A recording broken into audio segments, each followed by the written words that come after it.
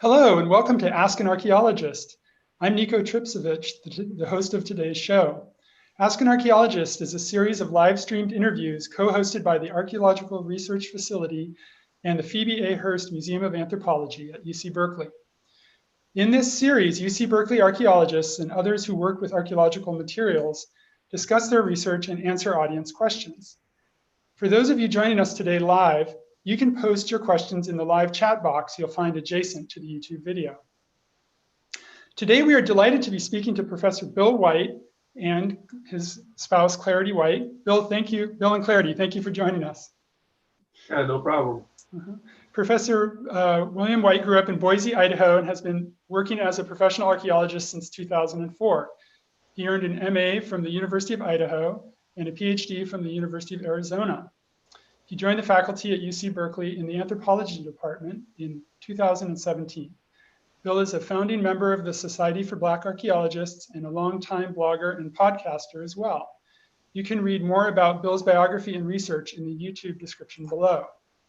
Clarity White is a Human Resources Supervisor at UC Berkeley who has been working in higher education since 2004. She has a master's in Human Resources, which she earned from the University of Groningen in the Netherlands. Before we start, I want to note at the outset the context of today's show. We're well into our third month of coronavirus quarantine, and this week around the country there have been enormous demonstrations against police violence targeting Black Americans. Now, when we scheduled this talk weeks ago, Bill mentioned that rather than talking about his research today, he would like to talk about #archaeology life and living and quarantining with family as an archaeologist. However, given the circumstances and your expertise as a historical archaeologist, Bill, perhaps you can make some comments on the current events, and in particular, the history of social movements in our country. So, Bill and Clarity, thank you for joining us. Thank you. Yeah, thanks for the introduction. When we start the slideshow, I do have a slide that, kind of states what folks can do to help, but, it's, right now, when we're recording the 3rd of June, 2020, there are, crazy history-making events that are happening all around us. And one of the, in addition to the unprecedented shelter-in-place order that was across our country that's now slowly being lifted, we're now faced with, racial strife that's caused by the mistreatment of African-American folks at the hands of law enforcement. And, as I read the news, I just hear about more and more individuals who have been, injured and victims of violence by the police recently. And this is actually nothing new in the United States. So rather than talking about the entire history of Black anti-police uprisings, I'd rather just focus on, what's going on right now, and that we're still at a point where this stuff is still happening, unfortunately, and we still live in a country where the response from the government is very similar to what it's been for the last 50 years or even longer. And I see now as the riots, which I'm not an advocate of violence at all, but the riots are starting to slow down, but we haven't really seen any concrete change coming from our government or law enforcement. We don't really see anything happen more than now they are able to absorb this kind of uprising, and they expect it from us, and they're able to weather the storm and just move on without really changing their agenda. And so, in that kind of world, with that kind of stuff going on, we have to take a new approach. And I really feel like each individual working together with folks that are close to them and working on their own self, that's really the solution, because it's pretty clear that the business community, the government, the change is not going to come from outside. It's going to have to come from inside. Yeah. Now, if anything, we're seeing more militarization of the police, and I mean, but it would be helpful to know if you have comments about what we can do as archaeologists and as allies. Yeah, so as archaeologists, we're working with communities and with other people's heritage. So, step one is definitely being mindful of where we are getting this information and, what we're doing with it and what the impacts are on the communities that we work. And especially, folks like me that are working close with non-white communities that have had their histories marginalized, definitely involving those folks and doing whatever we can to try and allow them to insert whatever they need to say to the rest of the world into our work. That's definitely something that can happen. But then other folks who are working more distant, on climate change or artifact analysis or curation, things that are, not necessarily connected to communities, being mindful of how our work can actually help those communities that are going to be affected, because, coastal communities in other countries that don't have the same economic resources, they're going to be impacted by climate change. And so if we're not producing the kind of stuff that's going to help folks, it's only really for us. We're only serving our own selves. So trying to create the kind of stuff that can make change. Good. Well, it's it's an important time to think about these things. I mean, one thing I've really seen is a lot of sort of rewriting of history in the media about how social movements happened, and the more polite times of the past. But when you look into it, there was actually quite a bit of property destruction 50, even 100 years ago. The suffragettes were really, making a big impact. So it's nothing new. Not anything new, unfortunately. So would you like to, do you have a presentation you'd like to? Yeah, I do. I'm ready. Give us as well. Okay. Well, maybe we'll have questions later. We can come back to contemporary events as well. Sure, no problem. Do you want to, yeah, there you go. Yep.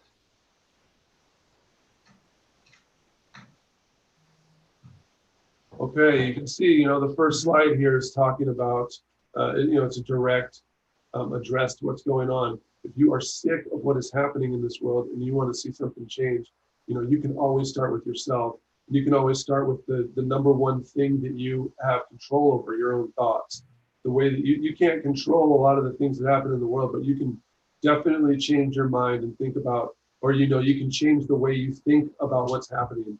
And I think that if you are an advocate, or you're sick of violence, or you're sick of this stuff coming back again, you really need to think about becoming an anti-racism advocate.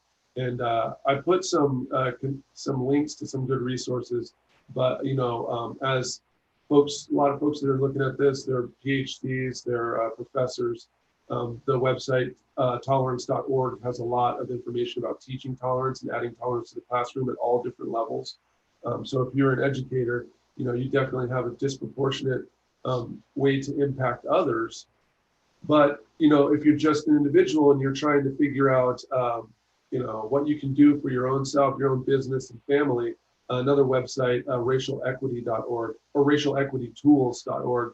They've got a lot of resources, including PDFs that will talk about case studies and other things where community groups and churches and other organizations have worked together to become anti-racism advocates. Because once again, you change your own mind, that's going to guide your actions. But becoming an anti-racism advocate means that your actions are more likely moving towards the direction of equity, diversity, and breaking down the structures that support racism. So when you become an anti-racism advocate, you're really taking this upon your own self to change the way that you act, the way you vote, the way you purchase things, and how you behave in public towards a stance that does not leave space for structural racism. So I don't want that to take away from the whole presentation, but I do think that more people becoming anti-racism advocates is the pathway towards preventing this kind of stuff from happening more and more in the future. That's right. Great. Okay, so talking about this living with an archaeologist, I asked my wife to come along because I was an archaeologist before I met her, but she definitely has put up with quite a bit of archaeology for quite a few years now. And if there was anyone who knows what it's like to live with an archaeologist and try to live an American dream life of raising kids and having a home and all that stuff with an archaeologist, I think this fine young lady, she has firsthand experience with it. So if I say something that's not really the way it was, she'll set us all straight for the record. Okay, so this thing is really focused on us and our experience. I know my experience better than anyone else. But everybody who has lived with, has been a spouse or a child or a sibling to an archaeologist, they'll have a different take on this. But those of you out there who are interested in becoming archaeologists, there's definitely some commonalities between being an archaeologist, especially someone who worked in cultural resource management like I did. I always wanted to become an archaeologist from an early age. And it was my dream job. And now the dream is actually my job. And so I think a lot of these things that are in the talk here, they kind of parallel that fact that for years and years and years, it was my dream to be an archaeologist. And now for a few years, actually more and Almost more, 20. almost 20 years, it's actually my job as well. So, you know, I've been doing archaeology since 2001, and I met my wife in 2004, and we were dated for a long time, and then we married each other. So she has watched me through, you know, more than a decade of doing cultural resource management and academic archaeology, and you know, and also I'm a parent, I'm a husband, and I'm trying to you know, raise a family and do the right thing and everything by using archaeology as my my profession. So one of the things is that my family can't really escape archaeology. So I'm just looking at the years here. So it looks like you maybe studied it as an undergrad, did some CRM, and then went and got a master's, and then continued and did consulting in graduate school through your PhD, right? Yeah, that's exactly right. So I, you know, as an undergrad, I wanted to do it. Well, I started off in marketing because everybody told me that that was a good profession and you could have a good job and a career and everything, but I couldn't stand business classes. Actually, that's interesting because my wife has a BA in business. Yeah, I find that interesting too, because I studied both for undergrad. I did both business management and German. And so I've always told people that it was my study of language that helped me to get through business school, because I too didn't particularly love business school. And so I've always found it interesting that, you know, Bill does archaeology and cultural resource management, and I have a real affinity for learning about cultures. I've traveled and lived abroad. I speak a couple other languages. I got my grad degree abroad, and I do human resource management, right? So it's like there's these two sides of, not to say they're the identical coin, because it is very different work, but I find it really interesting that there are times when Bill and I have conversations at home that are looking at something that he's grappling with or something that I'm grappling with from a real different angle, but they do shed light on each other, right? Because we're still working with people. And for me, it's like live people in their workplace. And for Bill, it's more in a historical context, and maybe not always tied to specific people, but a place, a time, a culture. But it is interesting to see how those different fields can complement each other. That's right. And I mean, in business is a huge part of consulting and managing teams as well. That's a critical part. So it makes sense that you guys are, you know, both have those backgrounds. Yeah, while we're on this slide, I'll add that things worked out well for us also, in part because I was working in higher ed. So there have been several times that we've moved from state to state.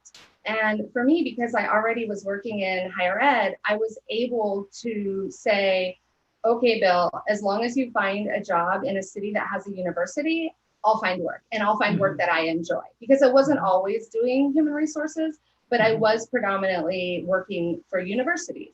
And so that has been a real, I guess, blessing, right? Because if I had a very niche, for example, the first job I had in higher ed, I was a study abroad advisor.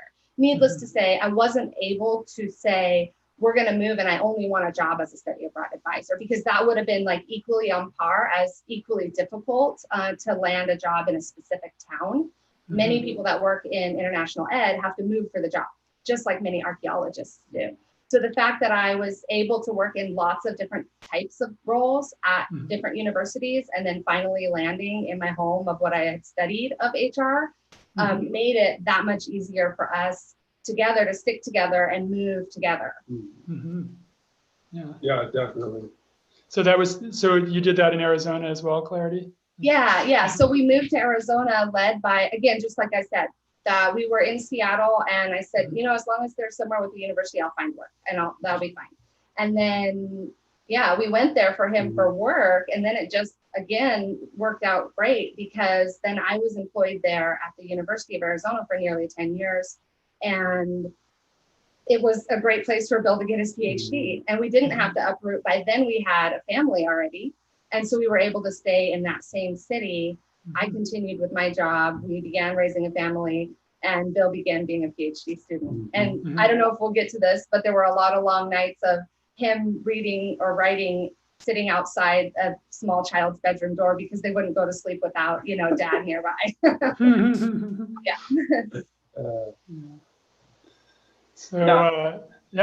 And you also had did you run a consulting business through grad school, Bill? No, I tried, but it didn't quite work out. Yeah, it's a lot of there's a lot of things to do. It's a lot to be a student, have a family and everything, and run a business. But working for businesses, that wasn't as hard. So as a PhD student, and also as a master's student, I did CRM, and it ends up being crazy. As a master's student, I was on a long-term project with Idaho Transportation Department, where I worked Friday through Sunday, 10-hour days, and then Monday through Thursday was a TA. And so, sometimes I would just basically sleep in my clothes, or lay them on, not even really change. Sometimes we out there for the whole weekend. I remember grading papers and stuff on my laptop at campsites so that I could get my work done at night after digging all day. And it was similar, as a PhD student going out on projects. I'll talk about it in a few seconds. Going out on projects, in between having classes and coursework and stuff, and having to write technical reports at the same time that I'm writing my dissertation. So it wasn't easy. Yeah, no kidding. Yeah, I'll go on to the next slide. Okay. Yeah, it seems like you finished pretty quickly, as I recall, right? You started. Yeah, family definitely motivates you to get a job. Right. I put 5 things to know just to really keep this in a short time period, but kind of like a warning for folks whose children are thinking about becoming archaeologists, or you dating an archaeologist, you're thinking about marrying her. There's some stuff you need to know. So I boiled it down to just 5 things that, we found are common in our life. And I know, you, Nico, as a parent, as a family guy, many of these things are actually very similar, and they parallel the lifestyle of a lot of folks who do archaeology. So one of the things here, the work-life separation, like I was saying, there kind of is not one, because if you wanted to be an archaeologist, you spend your whole life dreaming about becoming an archaeologist, and then you finally get that job and you just keep doing it until it's not what you want to do anymore. So everyone who's wanted to be an archaeologist, there was years and years from the time they decided they wanted to do it until they actually started getting paid to do it, that it was all just in their a goal. It didn't actually exist. And then when you actually get into it, because you've invested so much of your life into that, you're thinking about the past a lot. You're thinking about archaeology and history and prehistory and human cultures and stuff all the time. So when you're interacting with your family and stuff, you're basically like still thinking about archaeology mind. But I'm going to embarrass my kids here. This is going to be up for 1,000 years, and they're all the Desperation Ranch. That's great. One of the other things that's happening is you bring your family with you, right? So on this side, I'm kind of suppressing laughter because you can see we've been talking about dates a little bit. 2004 was when Bill and I met, and this was in September of 2014. So it took exactly 10 years for me to join Bill. She did not want to come. So I had a lovely experience, a rare opportunity when I was an undergrad student at University of Idaho, that when I took Anthropology 101, there was a real live dig going on the campus, which, as you know, it's a rare opportunity. It was an old dorm that had burnt down in the past. And so the archaeology faculty were doing, you know, some excavation there before a new building went in. And as it was presented by the professor, I thought, yeah, wow, you know, totally rare opportunity. I don't know anything about archaeology, and this will be cool. So I went to volunteer at the site, and I don't remember if I had a designated shift of a couple hours or something, but very quickly, probably less than an hour's worth of work, I realized that all they were finding or searching for was crumbs of wood, and I was pretty much out. So I know that's probably blasphemous to the rest of you here, but it's what it was, right, for me at the time. And so I'm interested in Bill's conversations, but this is case in point. Like, it took me 10 years before we wound up going out together in the field. Yeah, and for very good reason too. You know, the separation of work life. My wife, but since I started working in the Virgin Islands, was really interested in, you know, coming to see what it's like, and she wanted to go to the beach and hang out and everything. And yeah, you know, on St. Croix, there definitely are beaches. And so for our anniversary, I said, yeah, come on and have a trip. You can come with me to the Virgin Islands. But if you want to get to the beach, you got to dig shovel probes. I think this might be one of the worst decisions of mixing work and life together that I've ever made, but it ended up happening. And, this was your anniversary trip, huh? Yeah, like our 10-year anniversary. There have been several moments that I've referred to as a bait and switch, and this one definitely because he painted one picture and it did not include the sweat and the shovel. So, but the reality was, you know, I was out there, and you know, I didn't really have anything to do all day while he was working, so it felt like the right thing to do to help. Yeah, digging will definitely give you something to do. That's right. All right. So one of the other things too that's you know, a reality of being an archaeologist, especially working in cultural resources, is you're going to have to travel. And so, you know, every single one of these projects that are shown here was a time when I had to leave my family and go work somewhere. Most of the time, I couldn't even come home at night. So, you know, wanderlust is definitely part of the whole thing for, you know, our family and, you know, my own personal identity and everything. But it is rough when you have a family and you have, you know, other things that you're missing, kids' birthdays and a whole bunch of other stuff, because you're out doing some project somewhere else.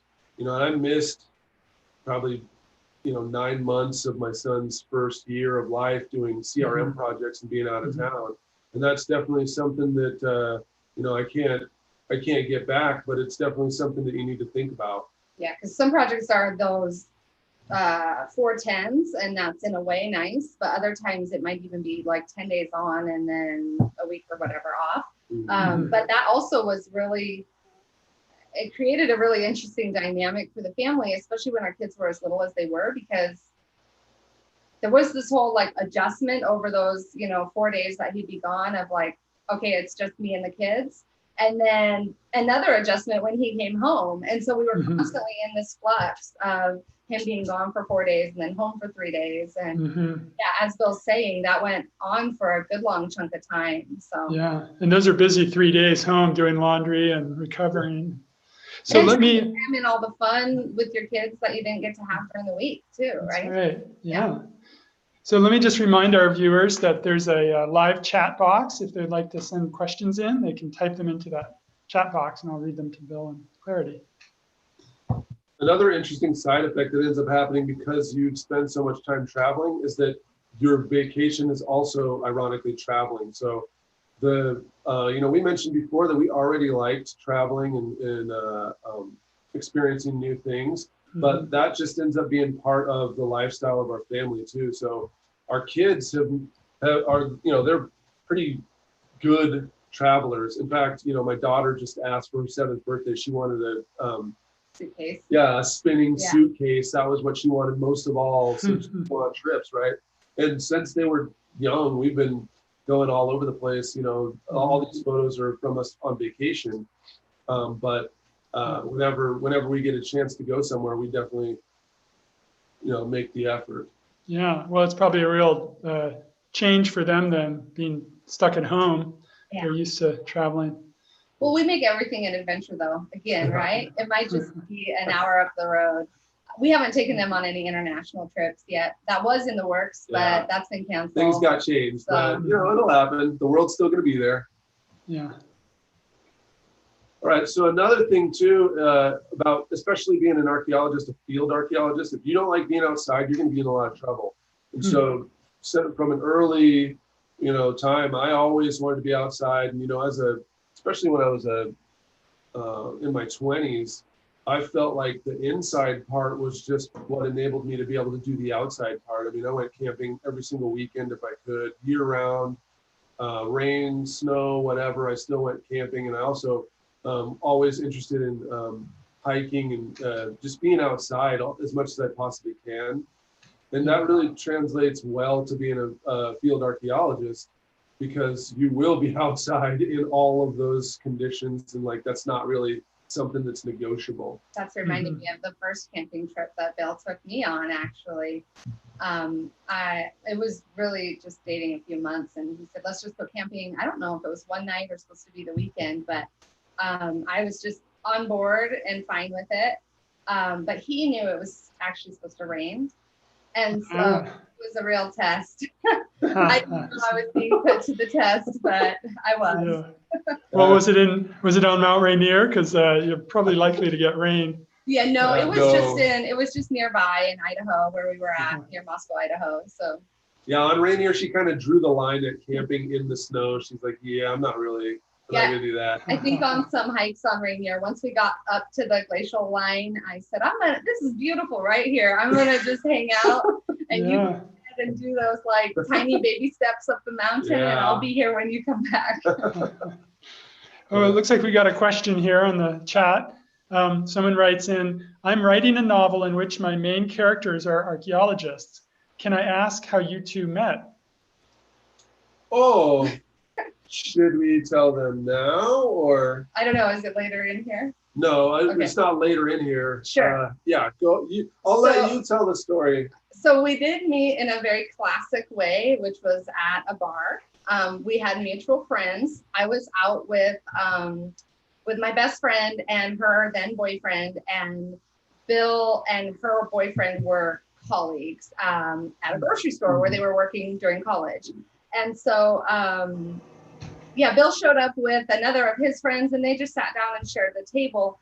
And really, that's how we met. It's just very simple like that. But the story perhaps gets better in that my best friend introduced me to Bill as, this is Clarity, my best friend. She just moved back from living in Holland. And right away, Bill started talking to me, and he shared with me that he was going to be going to Amsterdam. And I was like, oh gosh, you got to be kidding me. Great, when are you going? And he said, it was a few months off. And I said, well, do you have your flight tickets yet? No. And then I thought, oh geez, well, do you have your passport yet? No. And at that, I kind of was done with the conversation. She's like, oh. I just thought it was some way to try to talk to me, or trying to say Amsterdam's cool, you who've never been there, And so that was kind of it. I don't really think we talked much more that night, but because we were in a small college town, what more? We didn't get to talk more because she wouldn't talk to me anymore. She thought so that was the end of the conversation for her. So then, because we lived in a small town, once you've seen a person, you start to bump into them.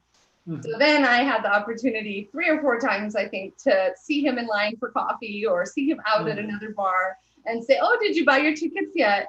And well, 2 or 3 times he said no, and that was it. And then finally, the time that I saw him and he did have his tickets, I did an about face. And I was like, well, here's my phone number then. I have friends in Amsterdam. You can call with them. On and on from there. So once she knew that I wasn't full of it, then all of a sudden she would talk to me. Right. Then you had to do some Dutch language practice. And climb bake. I only had to get a passport. That's what it required to, get into Navy. You're a traveler. Yeah. So then, going on to about this, the outdoors ends up being what we do. And so the vacations and the traveling and stuff are almost always to places the kids are interested in, traveling and everything. Well, if we go somewhere, it almost always has some outdoor component, and like they just have to get used to that. So, right now they're indoors a lot for school and all that stuff, but we're always saying, go outside. And then whenever we can, we're going outside, and it's all just go outside, right? So they've actually gotten used to that too, that vacation basically means going somewhere where we're outside. Oh, well, here we got another question. Do your kids want to be archaeologists, and do you want them to be? I mean, I'm one of the best people to help them become an archaeologist, but they're not interested in it. Yeah, they'll probably get their share of time screening and surveying. Yeah. Oh, in fact, Bill bought a little mini screen recently. Yeah. So yeah, Lydia has helped with that because we were resetting a fence post just recently. And so Lydia got to help with some screening just because we needed rocks for the bottom of the hole. So. But I told them when they're done with when they're too old to really go to the summer programs, then they just have to come with me and do archaeology all summer. They don't have a choice. They just have to come with me and research and dig and whatever. Yeah. That's a good question. Yeah. So, the other thing about traveling and always interested, if you're an archaeologist, you're always trying to explore and figure out something new. So, sticking with the routine or staying in place is not really part of what we're always looking for something new and trying to do something different. And then, as a side effect, you end up getting exposed to a bunch of stuff that, as a child, you get exposed to things that you wouldn't have before. But then also, as a partner, going with your archaeologist partner, you end up getting exposed to a lot of different stuff and exploring things that you wouldn't really have thought about going to check out. Yeah, it's like I have my own little historical encyclopedia, right? I'm not a history buff, but I can always ask Bill and I'll probably get a more in-depth answer than I need it. Yeah, when she asks me questions on the past, I have time limits. In 30 seconds, in 2 minutes, tell me about this, right? You can't go all the way back. Yeah, but so that is the other thing that as an archaeologist family, I know, even when I was doing cultural resources and I couldn't bring my family with me, just the way that it was so close to my heart and always on my mind, you end up going along with the archaeologist because they're always looking for stuff and they're always out there trying to figure out something new. And really, you're along for the ride whether you wanted to or not. And that seems to have worked out pretty good for our family. We've gone to quite a few different places, and now the kids are actually old enough to look for artifacts.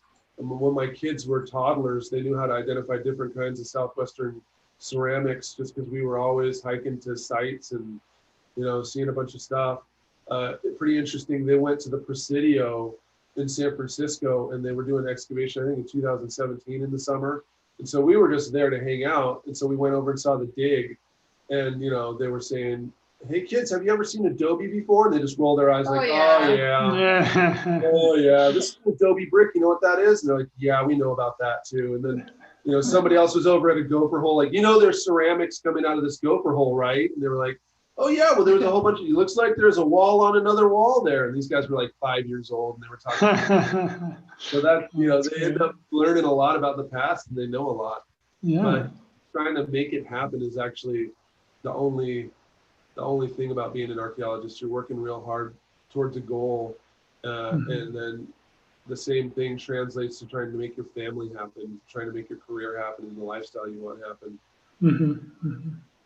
Well, this is the last slide. I think we went over on time a little bit, but this is not any different than what people have been doing around the world. You don't have to be an archaeologist to have all those same kind of experiences. This is kind of actually part of being a human being, especially in the United States where we move a lot for jobs and we go, to a lot of different places for vacationing in the United States. What I just described there is what a lot of folks are experiencing, on the everyday level. And a lot of folks are also wrapped up in their work. You can imagine folks who own a family-owned restaurant. The relationship between work and life is, totally meshed together, right? But when it comes to archaeologists, you know, because we are spending so much time thinking about the past and spending so much effort trying to go out, you know, you do end up being with someone who always is figuring out something pretty interesting. And I can't say that all those trips and all those adventures were actually 100% exciting, but there was excitement somewhere in there, right? If you're digging the shovel probe and you find something in it, then that's kind of exciting. That's right. Well, we do have one more question here. Do you have any anxiety about maintaining roots to a place, storing your stuff, avoiding homelessness, etc.? Oh yeah, I mean, especially as a cultural resources archaeologist, I was always concerned about being homeless. In the beginning, you know, when I was first starting out and just working from project to project, I mean, I wouldn't say I was homeless. I was renting a place and everything, but my possessions were pretty much expendable. I mean, whatever I needed could fit in my 1991 Geo Metro, and I could go to where the next project was.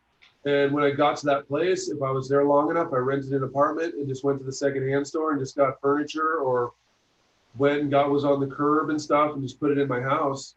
And other than my computer and my clothes and my archaeology equipment, I mean, when I moved out, I just, you know, gave it all away, put it in a dumpster, whatever. So in the beginning, I pretty much was just itinerant, going around looking for jobs. And, you know, when Clarity and I got together, then that changed a lot. That I wouldn't say that we went out and bought a bunch of new possessions and everything, but the goal was to try to find these cities or metropolitan areas where we both could find a job.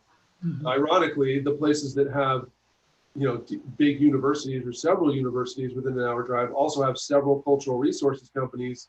So in that place, it was like, you know, we had a symbiotic relationship where she has a job, and then when I lose my job and get on, you know, unemployment and stuff, my partner is there to actually help cover the bills.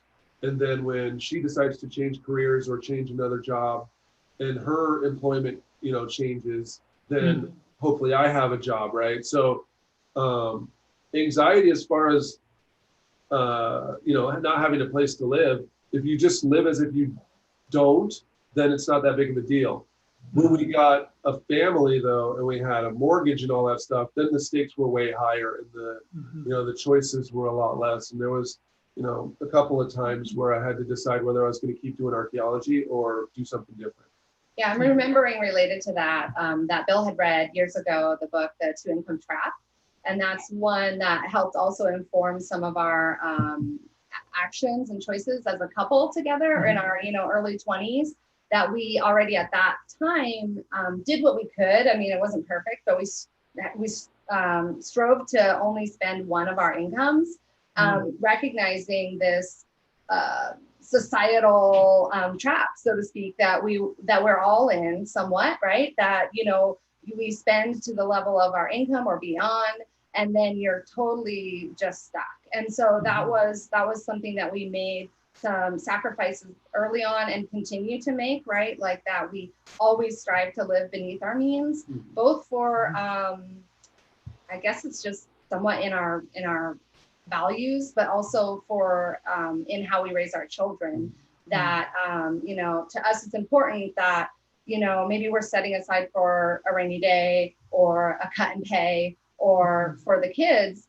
as opposed to, you know, just, you know, getting that brand new car or whatever, you know, and I'm not sure if that ties directly to the question that was being asked, but it's just a series of little choices that helped us to be able to, you know, weather the ups and downs of the CRM reality. That's right.